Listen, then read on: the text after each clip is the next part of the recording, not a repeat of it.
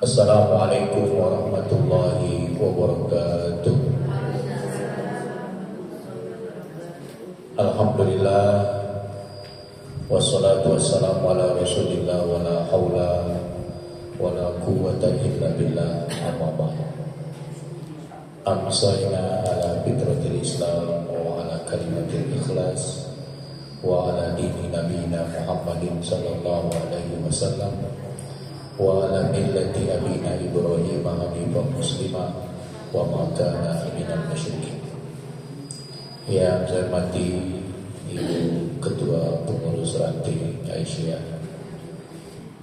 Yati Mulyo, yang saya hormati seluruh anggota dan hadirin yang berbahagia.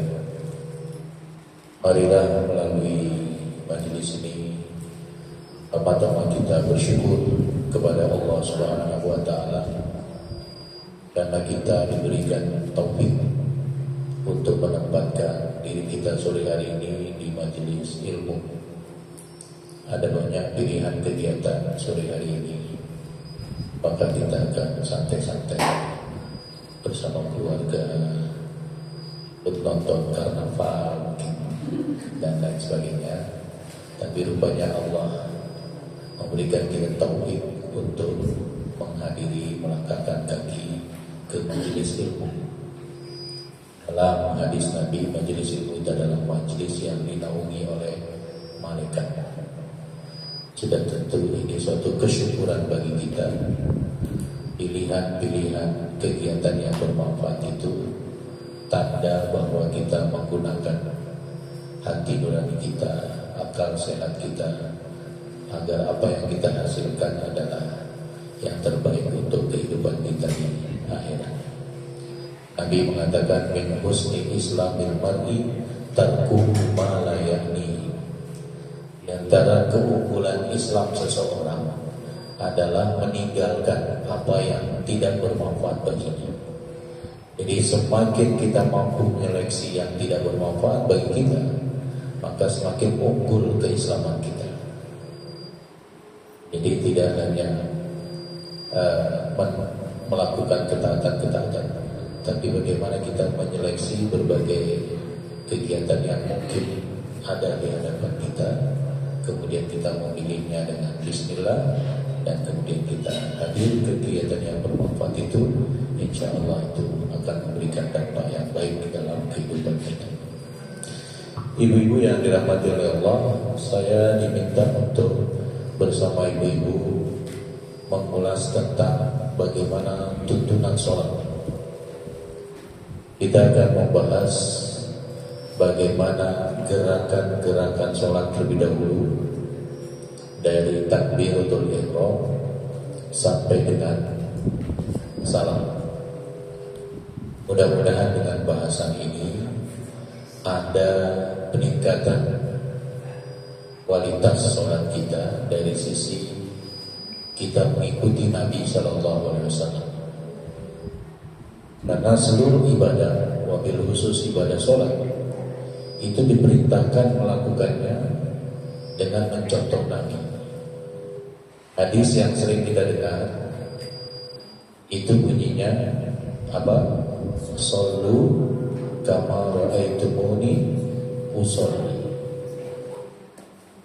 Mungkin agak dikecilkan ya supaya tidak menggaul.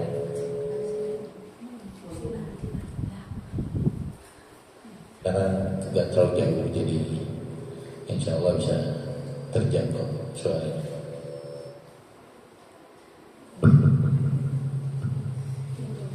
Baik, cukup. Kita akan membahas bahwa ibadah sholat itu ibadah paling utama dalam Islam. Di antara utamanya adalah ibadah yang akan pertama kali nanti dihisab. Dan tentu yang pertama dihisab dari sholat itu adalah sholat wajib. Nah, sholat wajib ini kita pahami sebagai sholat yang kita melakukannya sesuai tuntunan Rasulullah. Misalnya ketika kita mau mulai berdiri bersiap untuk bertakbiratul ihram. Maka berdiri kita itu kaki dalam bentuk angka 11, tidak dalam bentuk huruf V. Kenapa angka 11? Supaya kiri kanan kita rapat, atas rapat. Jadi kakinya enggak terlalu melebar, tidak terlalu menyempit, tapi diusahakan sesuai dengan keadaan bahu kita. Seperti apa lebarnya bahu kita, seperti itulah lebarnya jarak kaki kanan kita dan kaki kiri. Supaya atas rapat, bawah juga rapat. Indikasi rapat itu menyentuh kiri kanan. Jadi ukurannya bukan ukuran sajadah. Mungkin ibu sajadahnya besar-besar, maka kemudian sungkan menginjak sajadah kiri kanannya. Akhirnya terjadi celah antara ibu A dengan ibu B. Ada celah karena menjadikan ukuran berdirinya itu sajadahnya. Yang dijadikan ukuran berdiri ya bahu kita lurus ke bawah, begitu pula dengan kaki kita lurus membentuk angka 11. Tapi seringkali karena kita terbiasa jadi orang yang sering upacara dulunya, kadang-kadang angka 11 itu agak sulit sehingga sedikit membentuk huruf V. Tapi pelan-pelan kita usahakan supaya kaki kita lurus baik kanan maupun kiri, dan lebarnya itu sejajar dengan besarnya atau lebarnya bahu kita, supaya atas rapat, bawah bisa rapat. Kemudian pandangan mata ketika berdiri itu menuju ke kiblat, jangan ke tembok atau ke tirai di mana kita sholat, tetapi kita tunjukkan ke tempat di mana nanti kita akan meletakkan dahi kita ketika sujud. Dan diusahakan terus seperti itu. Ya, kalau sekali-sekali melirik ke tengah tidak apa-apa, tapi fokuskan kembali untuk melihat ke tempat sujud. Kemudian setelah itu kita mengangkat kedua tangan untuk bertakbiratul ihram. Menurut Himpunan Putusan Tarjih tentang sholat, kita mengangkat sejajar bahu, tapi jari-jarinya itu agak sejajar dengan telinga. Dalam penjelasan umum para ulama mazhab, itu boleh sejajar bahu, boleh sejajar telinga. Tapi rupanya Tarjih lebih memilih menggabungkan. Jadi sejajar bahu, tapi ujung jarinya itu sejajar daun telinga, terutama daun telinga bagian bawah. Caranya telapak tangan bagian dalam itu harus menghadap kiblat. Jadi jangan bertakbir menghadapkan dua telapak tangan ini. Ini dibuka sehingga bagian dalam telapak tangan itu menghadap ke kiblat. Tidak direnggangkan seperti ini, tidak juga sengaja dirapatkan, tapi biasanya tangan kita seperti apa, begitulah ya, di tengah-tengah antara tidak merenggangkan dan tidak merapatkan. Gerakan semacam ini nanti akan kita lakukan dalam 4 tempat atau 4 waktu, yaitu saat kita takbiratul ihram pertama, kedua ketika kita akan ruku, ketiga kita bangkit dari ruku, dan keempat ketika sholatnya 4 rakaat. Setelah duduk tasyahud awal, kita berdiri untuk rakaat ketiga, kita angkat lagi. Hal ini juga disebutkan dalam putusan tarjih tentang sholat, yaitu kita mengangkat kedua telapak tangan kita sejajar bahu dan ujung jarinya itu sejajar telinga pada 4 tempat itu tadi. Jadi sama dengan takbiratul ihram.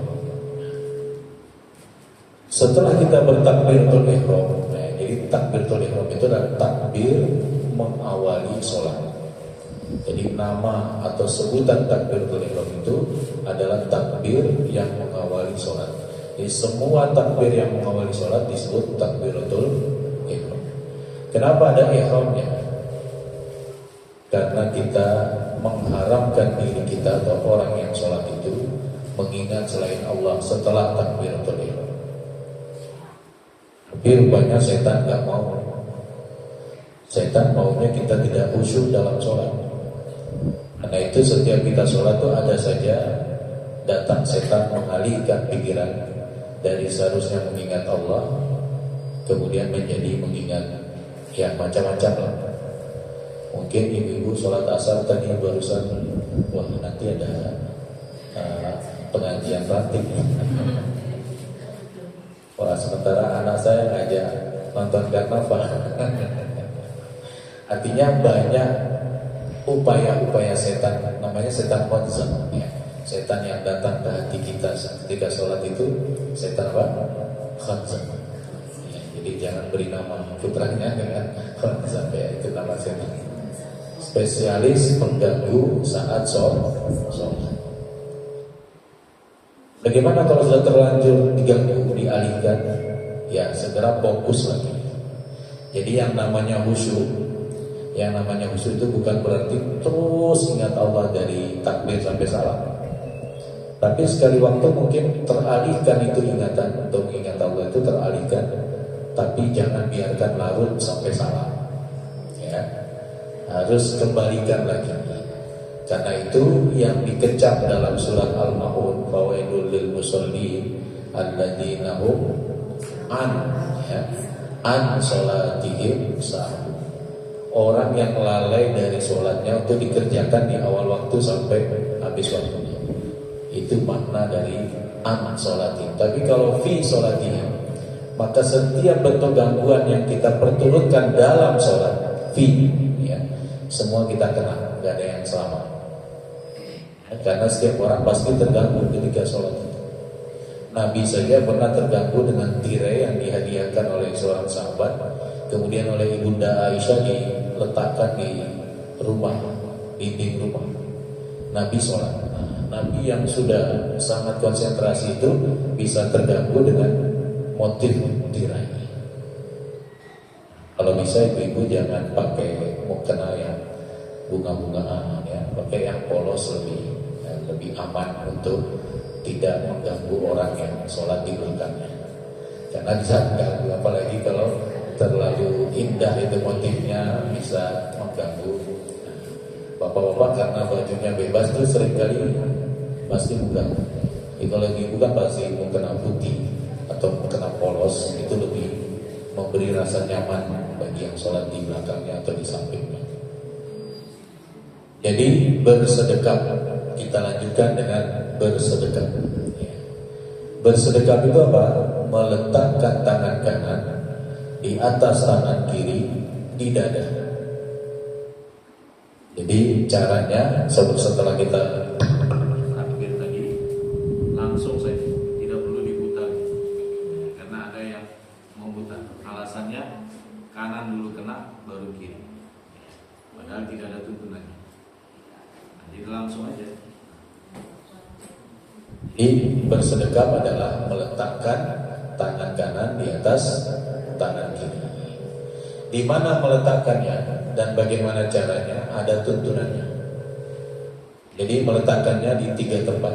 Boleh di punggung telapak tangan, boleh di pergelangan, boleh di lengan bagian bawah. Itu 3 tempat yang Nabi letakkan tangan. Caranya ada 2. Boleh sekedar meletakkan tanpa menggenggam, boleh menggenggam ya. Istilahnya kalau sekedar meletakkan al-wadu'u, kalau menggenggam namanya al-qabdu. Nah itu berasal dari istilah hadis ya. Wadu'a dan qabdu ya. Tidak boleh disiku. Memang enak itu disiku itu ya, apalagi kondisi dingin ya. Tapi sayangnya tidak ada tuntunannya. Tidak ada contoh dari Nabi bahwa Nabi bersedekap dengan meletakkan tangan kanannya di sikunya. Nah, ini anak-anak kita yang baru belajar sholat, itu kita ingatkan sejak mereka belajar pertama, supaya tidak menjadi kebiasaan untuk memegang siku ketika memulai sholat itu. Nah, jadi itu namanya bersedekap, meletakkan tangan kanan di atas tangan kiri dan keduanya diletakkan di dada, bisa di punggung, bisa di pergelangan, bisa di lengan bagian bawah, tidak sampai tengah ya, tapi lengan bagian bawah, bisa dengan cara meletakkan saja, bisa dengan cara menggenggam. Kemudian yang dimaksud dengan dada itu sedikit di atas pusar sudah disebut dada. Ya, sedikit di atas pusar sudah disebut dada. Jadi lurus begini sudah di atas dada. Tidak harus begini ya, sampai kelihatan di atas leher. Ya, turunkan lagi. Jadi lurus itu sudah menunjukkan di atas dada. Bisa dipraktikkan sama-sama dari takbiratul ihram. Jangan sampai mempertemukan ya, tapi membuka ya. Kemudian langsung ke dada. Mau pilih punggung telapak tangan boleh, mau pilih pergelangan boleh, mau pilih lengan bagian bawah boleh, mau pilih taruh saja, mau pilih genggam, mau pilih meletakkan biasa boleh. Nah, itu bersedekap, sudah jelas ya. Yang berikutnya turun untuk ruku. Turun untuk ruku. Nanti kita beralih ke bacaan di setelah gerakan ini. Kita konsep gerakan. Untuk turun ruku, maka jangan langsung tangannya menuju lututnya, tapi angkat itu dulu kedua tangan sebagaimana saat takbiratul ihram, baru kemudian turun. Seringkali orang lupa karena lebih nyaman langsung turun. Dari bersedekap langsung turun. Tadi sudah disebutkan ada 4 tempat mengangkat tangan sejajar dengan bahu sebagaimana takbiratul ihram tadi. 1 apa? Saat takbiratul ihram. 2 turun untuk ruku, bangkit dari ruku. Satunya ya, kalau sholat yang lebih dari 2 rakaat, bukan 4 rakaat, maghrib juga ada. Sholat yang lebih dari 2 rakaat kan itu ada tasyahud awal. Nah, saat bangkit dari tasyahud awal itu angkat tangan.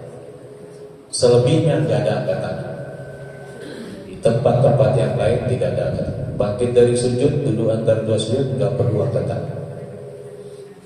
Nah, ketika kita akan ruku, angkat tangan dulu, baru kemudian kita ruku. Bagaimana posisi ruku? Usahakan punggungnya itu lurus,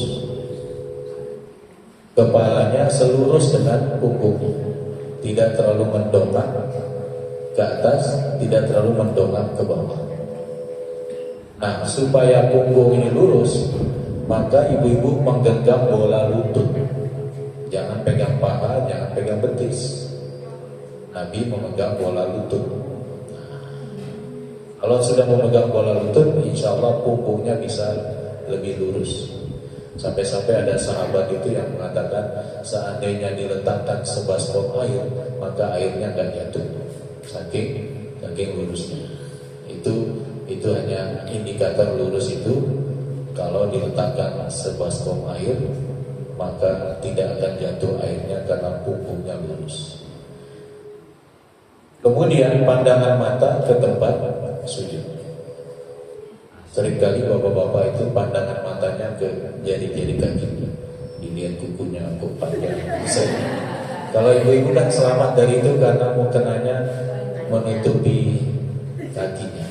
Ya, kalau bapak-bapak sering menengok jari-jarinya itu ya. Nah, yang tepat kita tetap melihat ke tempat sujud. Kemudian bangkit dari ruku, namanya apa? Iktidal itu namanya ketika kita berdiri tegak lurus itu yang disebutkan iktidal. Jadi bangkit dari ruku, kemudian iktidal. Ini juga mengangkat tangan. Dan tidak perlu, menurut tarjih, tidak perlu di disedekapkan lagi. Karena sedekap itu hanya saat berdiri sebelum ruku. Walaupun ini terjadi perbedaan pendapat, ada yang masih tetap bersedekap lagi. Menurut Tarji, tangannya diluruskan, irsal namanya irsal. Tangan kanan di sebelah kanan, tangan kiri di sebelah kiri, itu namanya irsal. Tidak lagi bersedekap. Yang mungkin ada ibu-ibu yang masih bersedekap, ya itu ikhtilaf ya. Tapi putusan Tarji tidak memilih bersedekap. Putusan Tarji menganggap bersedekap selesai saat mulai ruku. Jadi bangkit dari ruku untuk berdiri lagi. Berdiri itu hanya berdiri perantara sebelum sujud, tidak berdiri utama. Berdiri utama itu hanya dari takbiratul ihram ke sebelum ruku, itu berdiri utama. Disitulah yang diharuskan bersedekah. Jadi Tarji memilih irsal, memilih tangannya di kanan atau di kiri. Ya.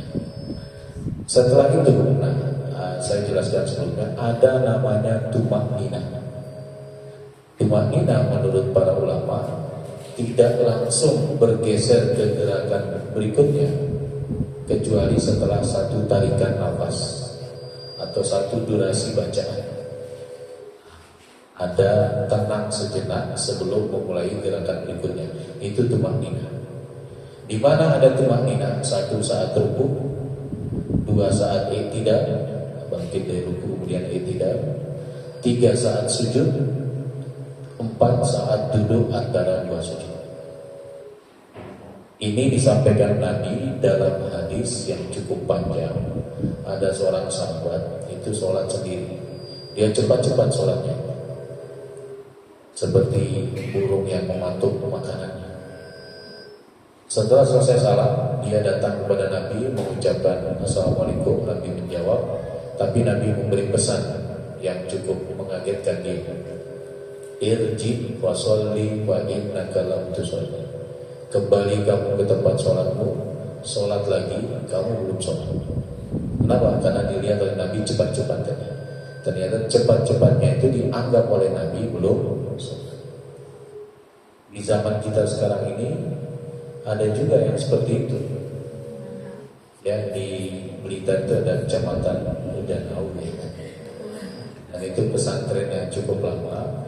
Kalau sholat tarawih itu selesai 7 menit. Padahal sholatnya 20 rakaat, tapi selesai dalam 7 menit. Kira-kira ibu-ibu bisa ikut kan? Itu olahraga tercepat.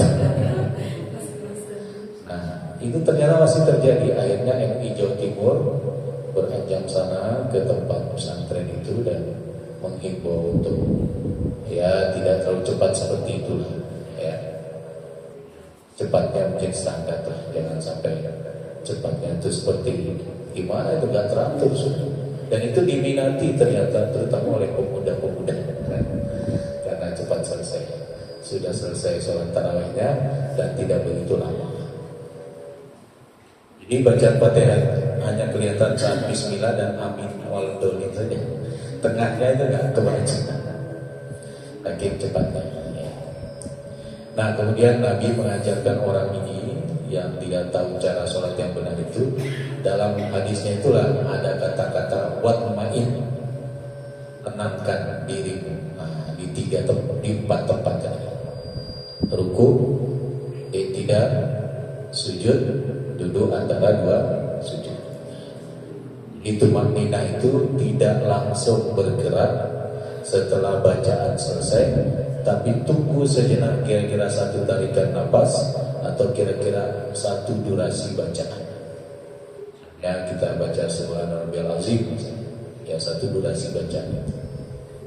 Kita bisa mengira-ngira ya.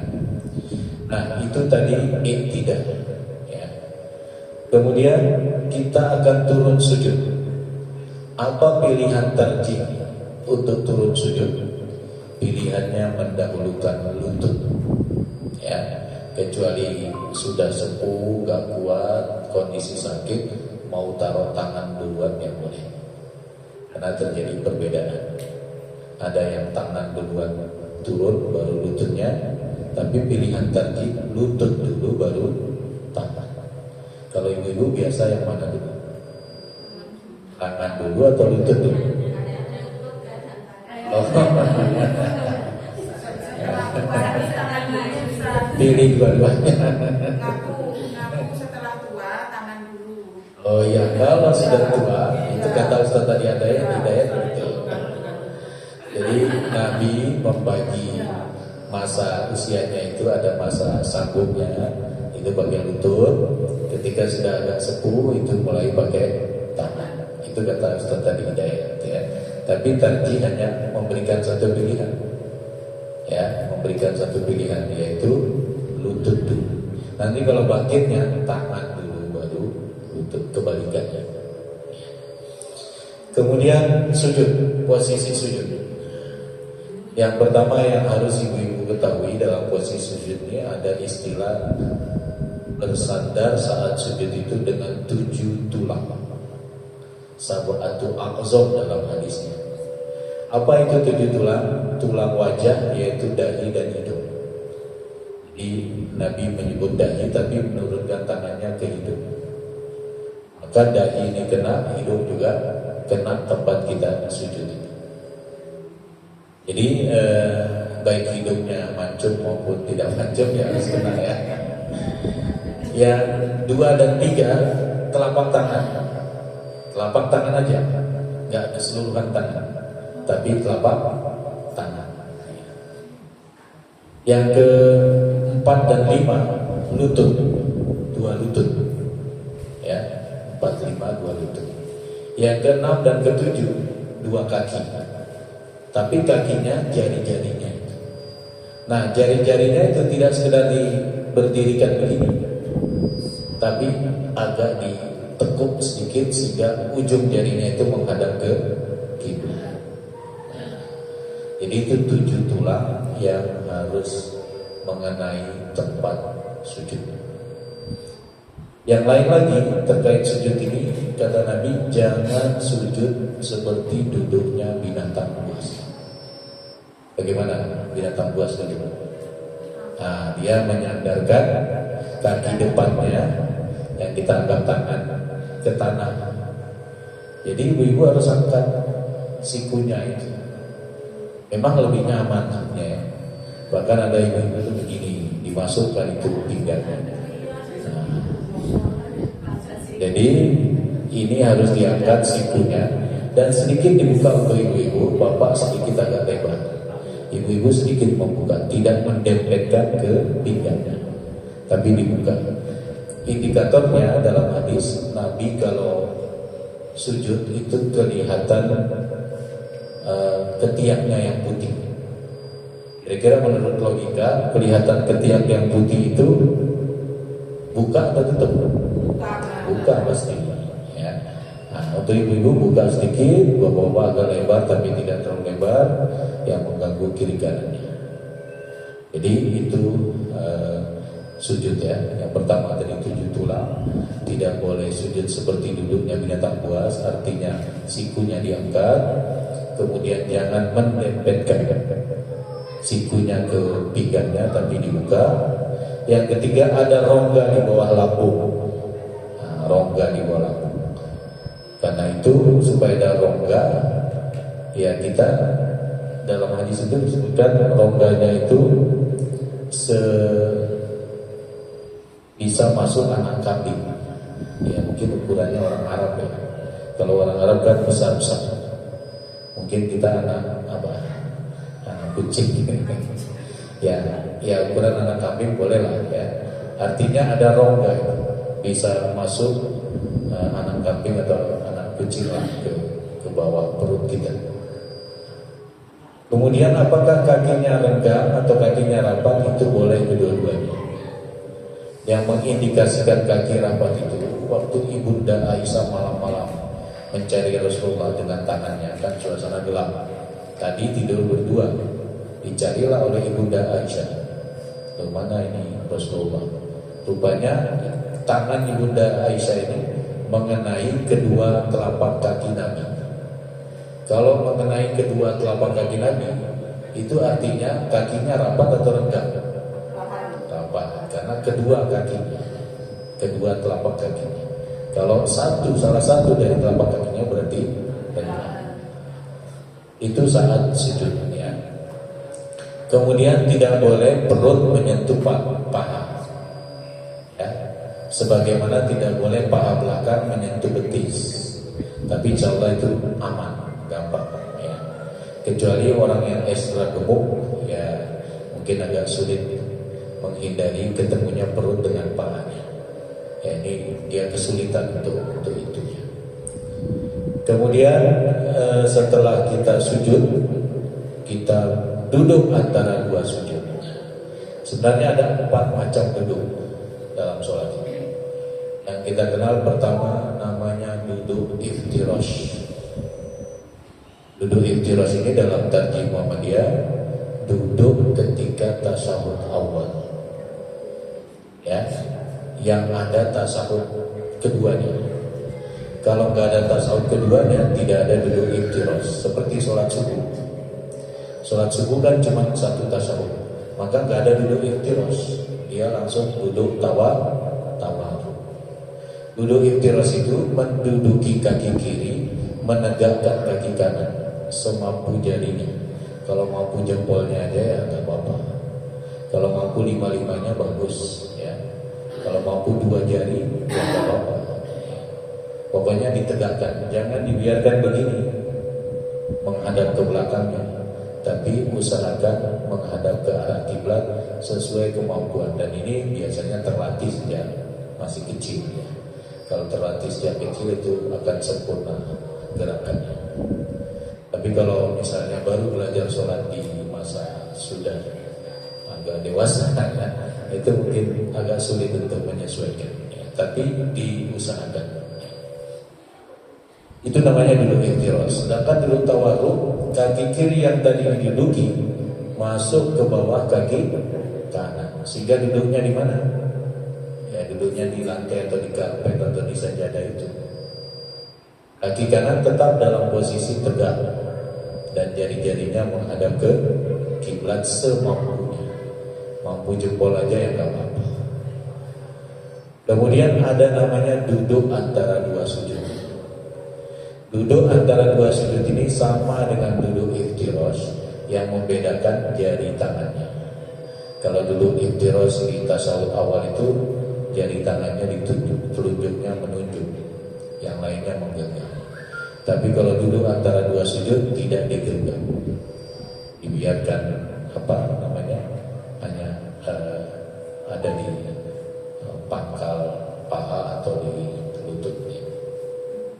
Dan ada satu lagi namanya duduk istirahat, duduk rehat, atau dalam bahasa hadisnya jalsah istirahat. Bagaimana itu duduk rehat itu? Ketika ibu-ibu selesai dari rakaat pertama, itu ada duduknya atau langsung berdiri? Tidak ada duduknya kan? Nah disitulah ibu-ibu duduk rehat 1-2 detik, tidak langsung berdiri. Nah itu namanya duduk rehat. Begitu juga dari rakaat 3 ke rakaat 4 dalam sholat-sholat yang 4 rakaat. Sedangkan dari rakaat 2 ke 3 sudah pasti ada duduk, yang namanya tasyahud awal itu. Rakaat 4 sudah pasti ya, duduk tasyahud akhir ya. Nah itu 4 macam duduk tadi. Apa? Duduk iftirash, duduk tawarruk, duduk antara 2 sujud, dan duduk rehat atau duduk istirahat. Saat duduk iftirash atau duduk antara 2 sujud, jangan kakinya disilang. Sebagian jamaah itu menyilangkan kaki. Mungkin ibu-ibu gak kelihatan ya. Tapi harus diajarkan kepada ibu-ibu jangan menyilangkan kaki. Ini cara duduk yang tidak disukai oleh Allah, karena seperti duduknya saya tahu. Kemudian setelah itu kita salam ya, gerakan yang belum kita sebutkan, gerakan salam. Salam itu kita menoleh ke kanan, kepalanya terutama, kira-kira 90 derajat. Jadi orang di samping dan belakang kita itu terasa doanya dengan ucapan salam itu. Akan kita mendoakan mereka keselamatan atas kalian, rahmat atas kalian, keberkahan atas kalian. Assalamualaikum warahmatullahi wabarakatuh. Tapi biasanya Assalamualaikum warahmatullahi wabarakatuh. Ditarjih boleh lengkap, boleh juga cuma 2. Begitu pula ke kiri itu kurang lebih 90 derajat. Tapi jangan langsung dari sini langsung berhenti dulu di tengah, baru kemudian ke kiri. Maka selesailah seluruh gerakan sholat yang insya Allah sesuai dengan tuntunan Rasulullah SAW. Nah, sebelum kita beralih ke bacaan, barangkali ada 1-2 pengalaman, 1-2 pertanyaan yang ingin disampaikan. Saya persilakan dulu. Nanti kalau tidak ada pertanyaan, saya lanjut pada bacaan. Monggo. Assalamualaikum warahmatullahi wabarakatuh. Ini Ustaz, ibu-ibu kan ada mukenanya. Ini apa namanya? Kening. Dahi ya. Ini kan termasuk anggota sujud. Tapi kadang ibu-ibu itu ada yang mukenanya sampai alis. Itu gimana? Kan ini yang dianjurkan kan ini termasuk hidung, itu kan satu. Kalau kehalang kena gimana? Sebaiknya tidak dipakai saat mulai sholat itu, agak diangkat saja ininya kena. Kalau saya sendiri selalu saya di sini ya. Karena itu jangan sampai ke tengah-tengah dahi ya. Kecuali kalau misalnya teksoplas pas luka itu nggak masalah, karena ada ininya, ada ilahnya, ada rasa. Nah, jadi khusus untuk sholat sebaiknya tidak pakai itu supaya menyatu.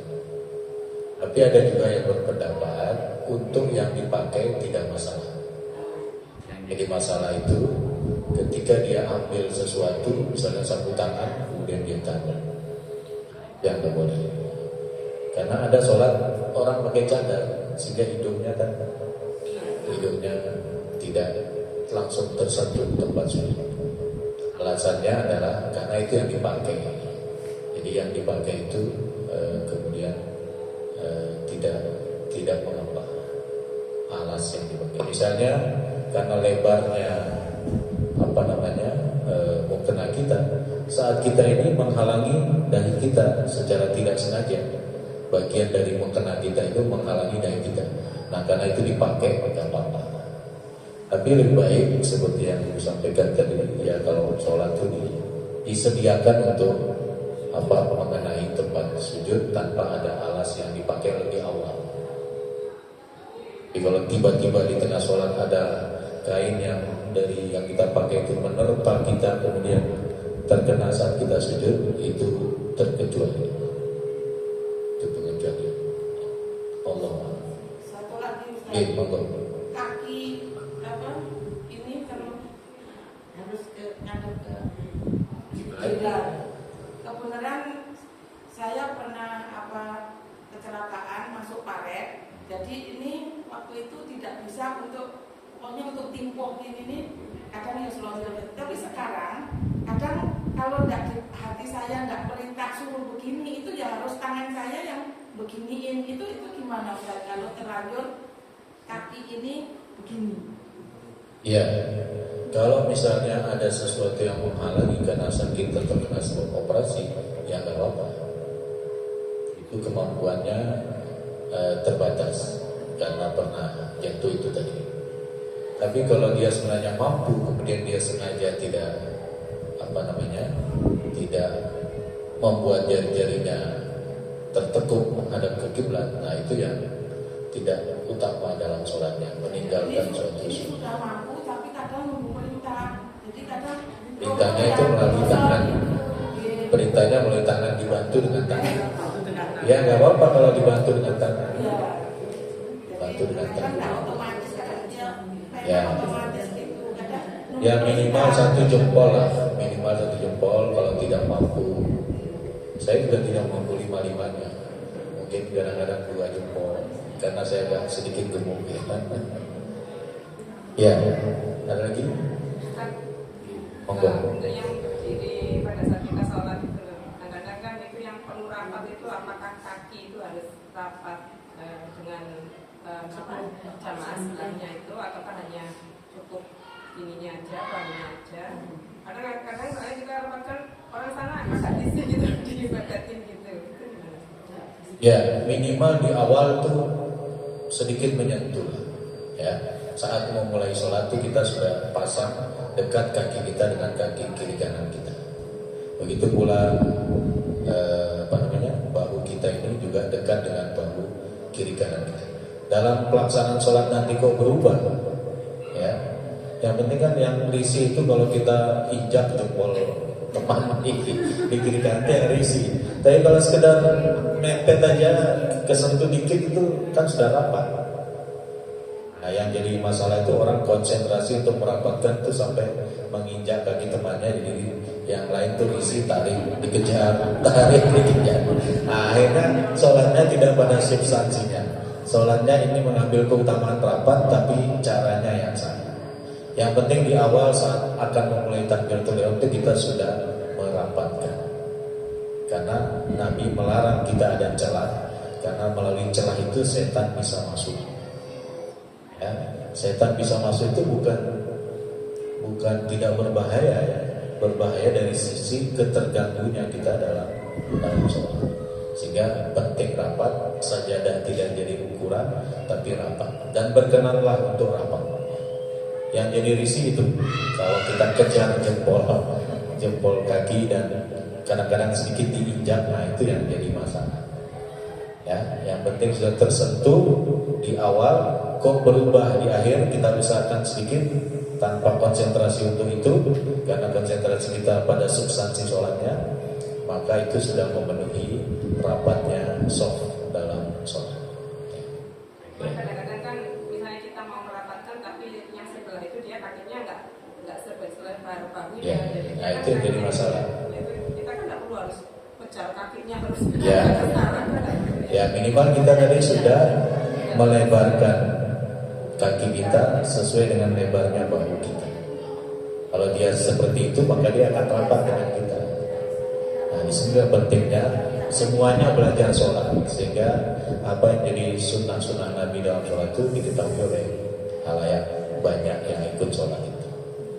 Seringkali di masjid itu membuat soft sholat itu tidak dari tengah, tapi dari samping, satunya samping sana. Nah, jadi yang harusnya sesuai dengan lurusnya imam itu mulai membuat soft. Kemudian sujud itu ada yang kalau perempuan itu di sebelah sini atau di sini, atau kan kita diangkat itu ada tempat dipisah sehingga berada di kiri kanan telinganya. Di kiri kanan telinganya. Ya, kiri kanan telinganya. Atau kiri tangan kanan bahunya, antara itu. Ya. Jadi dia dirapatkan saat sujud itu. Ini tidak dibuat begini, ya. Nah, ibu-ibu banyak begini itu, dirapatkan. Kadang-kadang sikunya juga tidak diangkat. Ya, kita pelan-pelan memperbaiki sesuai dengan tuntunan Nabi. Saya mungkin diminta sore ini belajar sholat juga supaya lebih banyak yang mengetahui fatwa-fatwa tarjih atau tuntunan putusan-putusan tarjih berkaitan dengan sholat. Khusus sholat subuh, ibu-ibu, kita lihat ada yang duduk iftiros, tapi tarjih putusannya duduk tawarruk. Jadi kalau bisa imam di Masjid Muhammadiyah itu ya sesuai tuntunan tarjih duduknya. Nah, kalau di Masjid Arafah ini karena masjid umum ya, itu umum atau di bawah binaan Majelis Tabligh. Ya, jadi saya lihat imamnya Mas siapa itu, dia duduk iftirosh. Kalau menurut tarjih itu duduknya tawarruk karena akan salam, alasan di NU juga gitu, karena alasan akan salam maka duduknya tawarruk. Tapi bagi mereka walaupun akan salam, tapi karena ini duduk di rakaat kedua tasawuf awal, maka mereka duduknya iftirosh. Ini perbedaan memang. Syafi'iyah itu tawarruk, Hambali itu iftirosh. Baik, ada lagi? Oke.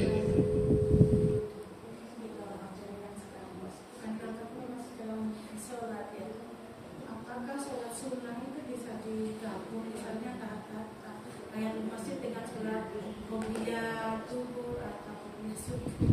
Gimana kadang-kadang ke masjid itu sudah waktunya 30 menit kita mau sholat apa yang utamanya, misalnya subuh kan utamanya mas fajar Ustaz ya, kita belum sholat kayak ke masjid itu bagaimana Ustaz? Ya, ada namanya dalam fikih itu tasyrikun niyah, menyatukan niat. Jadi ada dua amalan tapi dijadikan satu. Nah syaratnya harus sejenis. Misalnya sama-sama sholat sunnah, sholat sunnah tahiyatul masjid dengan sholat qobliyah fajar, qobliyah subuh. Dilihat waktunya tinggal 4 menit, nggak mungkin untuk 2 sholat, maka boleh menggabungkan. Ya, kalau mau tidak menggabungkan juga nggak apa-apa, pilih yang utama yaitu qobliyah subuhnya. Tapi supaya dapat dua-duanya, walaupun dikerjakan satu karena sudah digabung, maka pahalanya kan 2. Tahiyatul masjidnya dapat, kemudian qobliyah subuhnya dapat. Tapi kalau waktunya masih cukup panjang, misalnya 8 sampai 10 menit, ya bisa dilakukan sendiri-sendiri.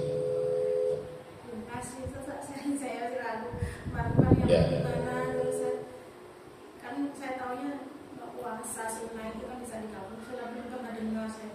Ya, sholat bisa. Misalnya sholat istikharah mau digabung dengan ba'diyah isya sekaligus nanti setelah salam itu doa istikharah. Boleh. Sholat istikharah itu bukan sholat independen, bukan sholat yang harus berdiri sendiri. Boleh berdiri sendiri, boleh juga digabung dengan sholat yang lain yang sejenis, yaitu sholat sunnah. Gak boleh gabung dengan subuh. Sholat subuh sekaligus nanti saya istikharah, gak boleh. Ya, harus sholat sunnah yang sama-sama sholat sunnah. Istikharah sunnah, sholat ba'diyah juga sunnah, maka boleh digabung.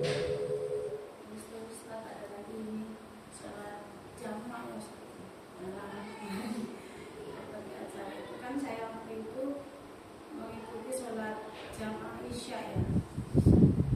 Terus saya sudah masuk ke rakaat, terus saya itu gimana? Niatnya kan mau sholat jamaah takdim. Tapi itu saya kan dapat 2 rakaat, kan saya harus menyelesaikan 2 rakaat dan terus selesai itu saya sholat isya dulu kan. Gimana selesai? Nah, terus itu saya dapatnya di isya. Sama takdir. Yang terakhir. Kalau ikutnya di isya berarti jamaah takhir. Iya, Ustaz.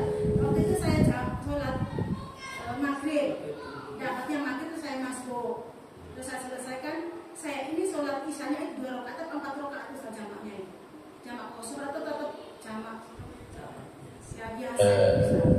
Satu ada jamak tersendiri, yaitu menggabungkan 2 sholat tertentu tanpa mengurangi rakaat karena gak ada qasornya.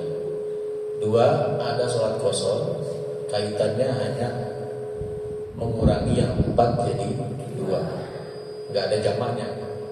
Jadi sholat 1 ya. Ada jamak plus qasar, sudah dijamak dikurangi lagi rakaatnya. Kalau tadi ikut rapat itu bepergian atau tidak? Nah, kalau bepergian boleh jamak sekaligus qasar. Ya, kalau keadaan mendesak sakit itu nggak boleh qasar, hanya boleh jamak saja. Jadi kalau tadi yang diikuti sholatnya yang ditemukan itu sholat maghrib atau sholat isya? Kalau maghrib berarti jamak takdim. Ya, ikuti sholat maghrib sampai selesai. Kalau kita masbuk ya tambahkan berapa kekurangannya. Setelah itu gak usah doa, kita langsung iqomah sendiri, kita gabung dengan isyanya. Yang lainnya kan karena mereka bukan musafir ya gak digabungkan. Kita sendiri atau rombongan kita berpisah ke tempat lain untuk menjamak takdim sholat isya.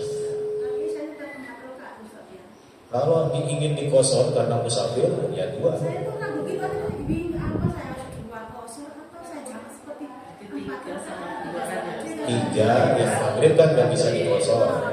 Nah, yang bisa dikosor itu isya-nya. Karena kita berhenti di situ untuk istirahat sholat, kita tetap terhitung musafir, maka kita pakai dua. Lebih utama mengambil keringanan yang Allah berikan itu lebih utama daripada sholat sempurna. Kecuali kita sudah singgah di hotel ya. Walaupun kita dalam bepergian, misalnya acaranya di Surabaya beberapa hari gitu ya, kita sudah di hotel. Kalau sudah di hotel ya lengkap, nggak apa-apa, jamak boleh, ya tidak ada kosornya. Kenapa? Karena tidak terlalu butuh kosor, tidak khawatir ketinggalan kereta. Walaupun boleh, tapi sebaiknya milih sempurna 3 maghrib 4 isya. Kalau tadi di tengah jalan mampir, sebaiknya ambil kosongnya. Tergantung situasi. Ya. Terkait sama yang tadi bahwa ini kan kalau misalnya kita di jamak akhir itu yang didahulukan maghrib sama isya ya, isyanya dulu atau maghribnya dulu? Nah, kalau kita ikut orang, ikut di masjid, ketika di masjid itu isya, ya kita ikut isya dulu. Tapi kalau kita di masjid sudah nggak ada jamaah utama, ya kita ikuti, kita mungkin sampai di masjid itu jam 9, sehingga sudah nggak ada yang sholat, ya kita dahulukan maghrib baru isya. Jadi kalau ikut di masjid sholat utama, sholat yang dilakukan oleh masjid itu, kita ikut isyanya dulu, baru nanti nambah jamaah dengan maghribnya. Gak apa-apa, sesuai urutan yang punya waktu. Tapi kalau tidak ada jamaah utamanya, artinya sudah selesai, kita datang ke masjid itu sudah jam 8 atau jam 9, ya kita sholat sesuai urutan sholat, maghrib baru isya. Satu lagi Ya, belum. untuk sholat rawatib qobliyah duhur, Ya. itu kan yang muakadnya 4 rakaat sebelum duhur ya. Ya. Ada beberapa yang menyampaikan 4 rakaat cara sholatnya itu 2-2, ataukah ada yang bilang karena di hadisnya itu 4 rakaat sebelum duhur ya harus masuk 4 baru sholat duhur. Itu yang benar gimana? Ya, rawatib zuhur itu ada 3 pilihan. Ada yang 4 qobliyah, 2 ba'diyah. Ada yang 2 qobliyah, 2 ba'diyah. Ada juga yang 4 qobliyah, 4 ba'diyah. Nah, bagaimana yang dengan yang 4 itu? Ya kerjakan dua-dua. Tapi ada sebagian kecil ulama yang membolehkan 4 rakaat, tapi tidak seperti sholat zuhur, tidak ada tasawuf awal. Jadi kalau mau disatukan jadi 4 rakaat 1 salam, tidak ada duduk tasawuf awalnya. Tapi hemat saya lebih utama dua-dua aja. Utama dua-dua. Kalau mau qobliyahnya 4 ya dua-dua, kalau mau ba'diyahnya 4 dua-dua.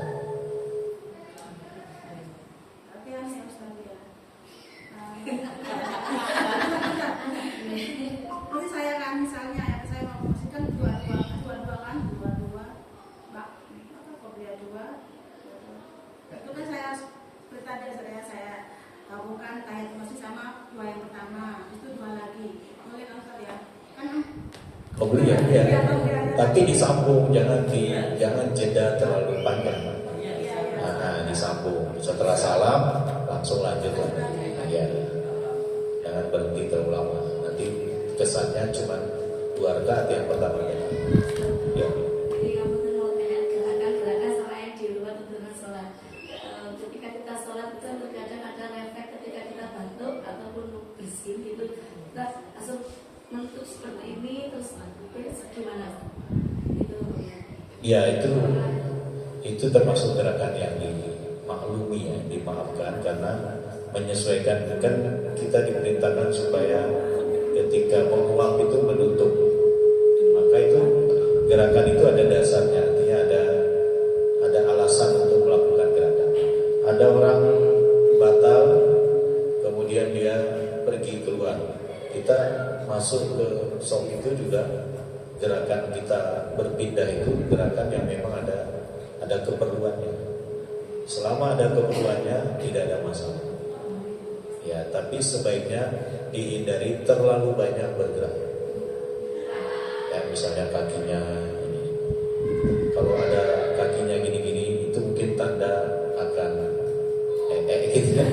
segera, jangan tunggu sampai salam. Nanti banyak menghujat imam ini kalau imam lama, padahal dia dalam keadaan tidak nyaman untuk mengikuti imam. Kata Nabi, kalau dalam kondisi seperti itu selesaikan hajatnya dulu, baru nanti kalau masih ada sholat dia bisa masuk. Termasuk gerakan-gerakan yang tidak perlu sebaiknya dihindari. Monggo. Ya. Saya kan pernah waktu ketika seperti ini, itu seperti ini atau tetap diam seperti ini? Boleh kedua-duanya. Oh, boleh. Apakah digerakkan, ya, atau diam? Ya, tunjuknya ini. Sama-sama.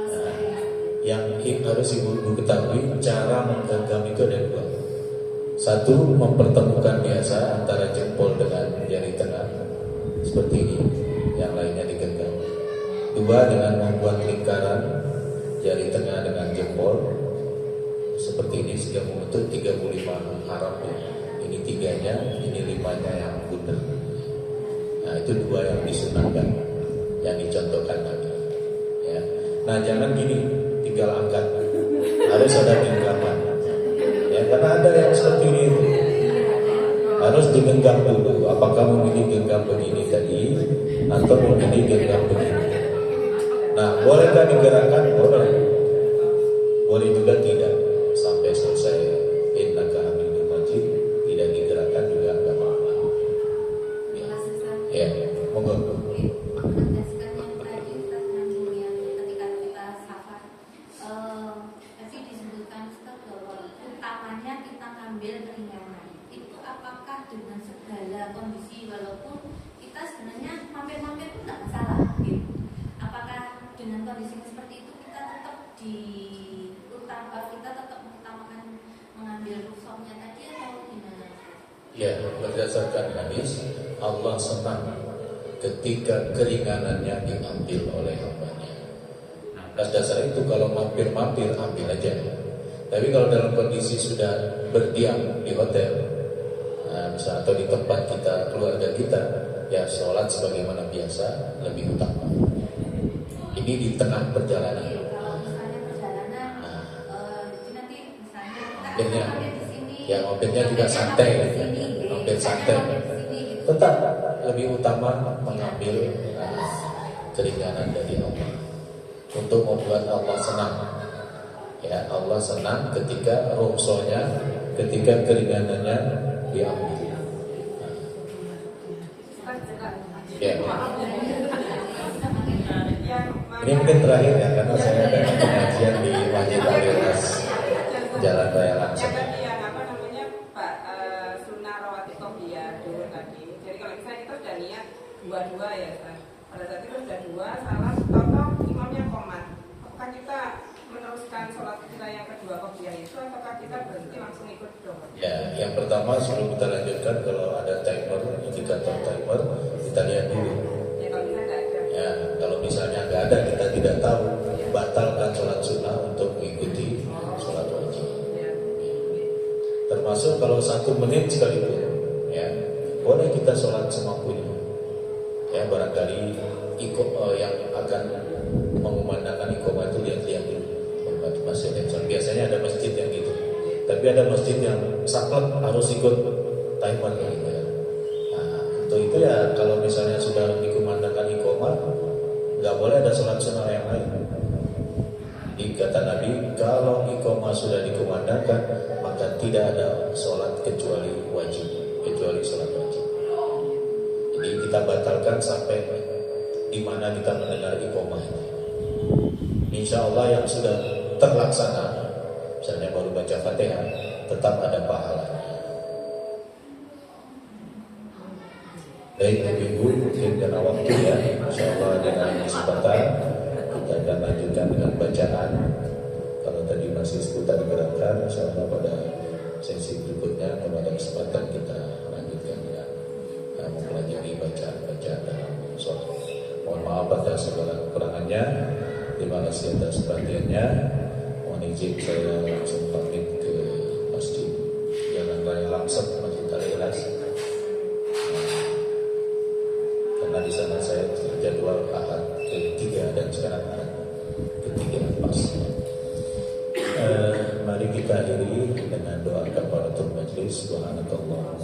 bihamdika asyhadu an la ilaha illa anta astaghfiruka wa atubu ilaik. Assalamualaikum warahmatullahi wabarakatuh.